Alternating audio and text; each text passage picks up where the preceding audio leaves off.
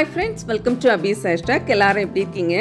இன்னைக்கு நம்ம வீடியோல குக்கிங்கே இல்லாம ஒரு டெலிஷியஸான ஸ்வீட் ரெசிபி தான் நான் உங்க கூட ஷேர் பண்ண போறேன். ஸோ வீடியோக்குள்ளால போகிறதுக்கு முன்னாடி நீங்கள் நம்ம சேனலை இன்னும் சப்ஸ்கிரைப் பண்ணலைன்னா அபிஸ் ஹேஷ்டாக்கு சப்ஸ்கிரைப் பண்ணிக்கோங்க. வாங்க வீடியோக்குள்ளால போகலாம்.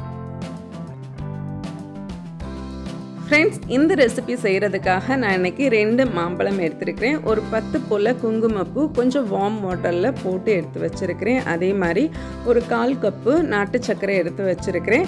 அப்புறமா கடைசியாக நமக்கு கோகோனட் மில்க் தேவைப்படும். ஒரு பவுலில் நான் ஃபஸ்ட்டு மில்க் எடுத்துருக்கிறேன், இன்னொரு பவுலில் செகண்ட் மில்க் எடுத்துருக்கிறேன். ஃபஸ்ட்டு இந்த ரெசிபி செய்கிறதுக்கு முன்னாடி நம்ம செகண்ட் கோகோனட் மில்கில் நம்ம எடுத்து வச்சுருக்கிறதான நாட்டு சர்க்கரையை சேர்த்து நல்லா மிக்ஸ் பண்ணி வச்சுக்கலாம். நாட்டு சர்க்கரைக்கு பதிலாக நம்ம வெல்லம் கூட கரைச்சி நீங்கள் ஆட் பண்ணி வைக்கலாம். அதுவுமே இந்த ரெசிபிக்கு நல்ல டேஸ்ட்டு கொடுக்கும். இப்போ நம்ம எடுத்து வச்சுருந்த 2 மாம்பழத்தையுமே நல்லா ஸ்கின் எல்லாம் ரிமூவ் பண்ணிவிட்டு நல்லா கட் பண்ணி எடுத்து வச்சுருக்கிறேன். இந்த ரெசிபிக்கு நம்ம மாம்பழம் செலக்ட் பண்ணும்போது நார் எல்லாம் இல்லாத நல்ல ஃப்ளஷ் மட்டும் இருக்கிற நல்ல டேஸ்டியான மாம்பழம் நீங்கள் எடுத்துக்கோங்க. இப்போ இதை நம்ம கையாலையுமே நல்லா மசிச்சு வைக்கலாம், இல்லைன்னா இது மாதிரி ஒரு மத்து போட்டு நல்லா மசிச்சு வச்சுக்கோங்க. நல்லா மசிச்சு வைக்கும்போது கொஞ்சம் இது சங்க்ஸ் இருக்கிறது மாதிரி பார்த்துக்கலாம். அப்போது இந்த ரெசிபிக்கு இன்னுமே கொஞ்சம் டேஸ்ட்டு கொடுக்கும். உங்களுக்கு நாரோடு இருக்கிற மாம்பழம் தான் உங்களுக்கு கிடைச்சிச்சுன்னா நீங்கள் மிக்சியில் நல்லா அரைச்சி ஸ்ட்ரைன் பண்ணி வச்சுக்கோங்க. பட் கொஞ்சம் மேங்கோ பீசஸ் இதில் ஆட் பண்ணிக்கோங்க கடைசியாக, அப்போ சாப்பிட்றதுக்கு ரொம்ப நல்லாயிருக்கும். இப்போ நம்ம எடுத்து வச்சுருந்ததான ஃபஸ்ட்டு தேங்காய் பாலை இதில் சேர்த்துக்கலாம். இதுக்கு கூட நான் இன்றைக்கி கொஞ்சமாக ஏலக்காய் பொடிச்ச சுகர் தான் சேர்த்துருக்கிறேன். அப்புறமா நம்ம எடுத்து வச்சுருந்த அந்த குங்கும வாட்டரும் சேர்த்துக்கலாம். சேர்த்துட்டு இதை நல்லா மிக்ஸ் பண்ணி கொடுத்துக்கலாம். இதில் மாம்பழத்துக்கு எவ்வளவு ஸ்வீட்னஸ் இருக்குதோ அந்த ஸ்வீட்னஸும் தேங்காய் பாலுடைய ஸ்வீட்னஸும் கொஞ்சம் மைல்டாக தான் இருக்கும்.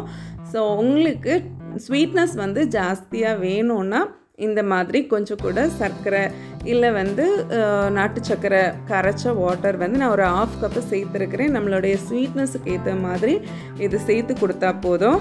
இப்போ இதை நல்லா மிக்ஸ் பண்ணி கொடுத்துக்கலாம். இப்போ கடைசியாக பாருங்கள், இதில் கொஞ்சமாக நறுக்குன பாதாம் சேர்த்து கொடுத்துருக்குறேன். அப்புறம் கொஞ்சமாக ஒரு பிஞ்சு சால்ட்டு சேர்த்துருக்குறேன். சால்ட்டு சேர்க்கும்போது நல்ல ஒரு டேஸ்ட் என்ஹான்சராக இருக்கும். அது மாதிரி நட்ஸுமே நமக்கு சாப்பிடும்போது கொஞ்சம் க்ரன்ச்சினஸ் கொடுக்கும். ரொம்ப டேஸ்டான ஹெல்த்தியான ஒரு சூப்பரான டெலிஷியஸான ரெசிபி கண்டிப்பாக நீங்களும் செஞ்சு பாருங்கள். இதை சர்வ் பண்ணுறதுக்கு முன்னாடி ஒரு 1/2 hour ஃப்ரிட்ஜில் வச்சு சில் பண்ணிவிட்டு நீங்கள் சாப்பிட்டு பாருங்கள், இன்னும் ரொம்ப டேஸ்ட்டாக இருக்கும். நான் இப்போ ஒரு 1/2 hour சில் பண்ணி எடுத்துருக்கிறேன்.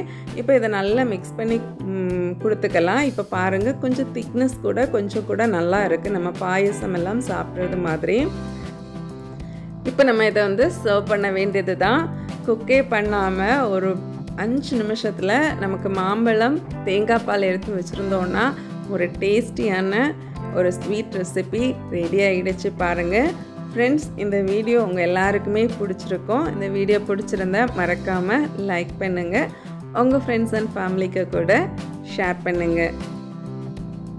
நான் ஒரு இன்ட்ரெஸ்டிங்கான வீடியோவில் உங்களை மீட் பண்ணுறேன். அது வரைக்கும் bye, take care, thanks for watching.